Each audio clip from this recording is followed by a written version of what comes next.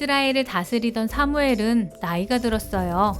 사무엘은 그동안 성막에서 제사를 드리고 전쟁을 지휘하며 사람들 사이의 문제를 판단하는 일을 했는데요. 사무엘은 평생 이렇게 정직하게 살았지요. 하지만 슬프게도 사무엘의 아들들은 그러지 않았어요. 사람들은 사무엘을 찾아와서 이렇게 말해요. 우리에게도 다른 나라들처럼 왕을 세워주십시오. 사무엘은 깜짝 놀랐어요. 하나님께서 안 된다고 말해주기를 바라면서 하나님께 기도했죠. 하지만 하나님께서는 말씀하셨어요. 그들이 말한 대로 해주어라. 사무엘은 서운했어요. 왕을 요구하는 이스라엘 사람들이 자기를 버렸다고 생각했거든요.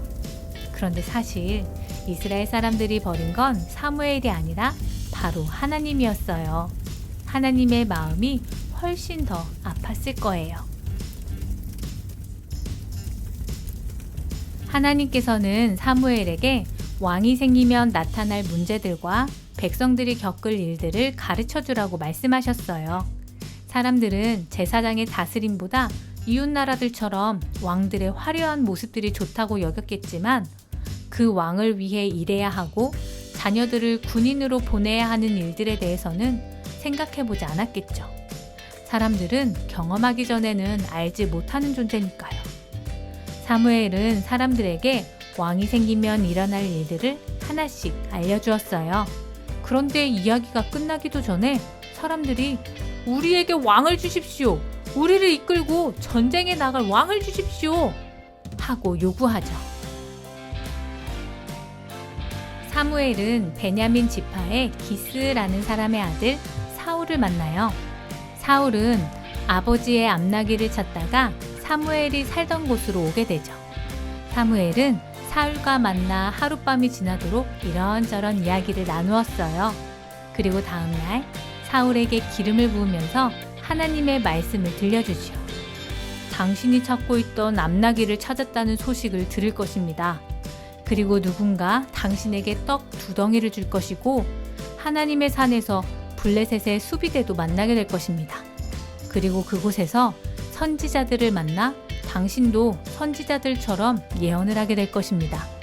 그런 다음에 하나님의 인도하심을 따라서 왕으로서의 일을 하십시오. 길갈로 오면 당신을 위해 번제와 화목제를 드리겠습니다. 사울은 밖으로 나갔어요. 사무엘의 말처럼 나귀를 찾았다는 이야기도 듣고 떡도 받고 블레셋의 수비대도 만났지요. 하지만 사울은 하나님의 산에서 만난 블레셋 수비대를 내쫓지도 않고 만나기로 했던 장소 길갈에도 나타나지 않았어요. 사울을 기다리던 사무엘은 이스라엘 사람들을 미스바로 모았어요. 이제부터 여러분이 요구한 왕을 선택하겠습니다. 사무엘은 왕을 뽑는 것이 아니라 여호수아 성경에서 아간과 같은 죄인을 찾는 것처럼 왕이 될 사람을 찾아내죠. 처음에는 베냐민 지파가 선택되고 한 가족이 뽑히고 기스의 아들 중 사울이 뽑히게 되었어요. 하지만 사울은 사무엘을 볼 면목이 없었나 봐요. 사무엘이 말했던 것처럼 왕으로서 해야 할 일들을 하지 못했거든요. 사람들이 숨어있던 사울을 찾아오니 사무엘이 말해요. 하나님께서 뽑으신 사람입니다. 이 나라에 이만한 인물이 없습니다. 어떤 사람들은 사울왕 만세!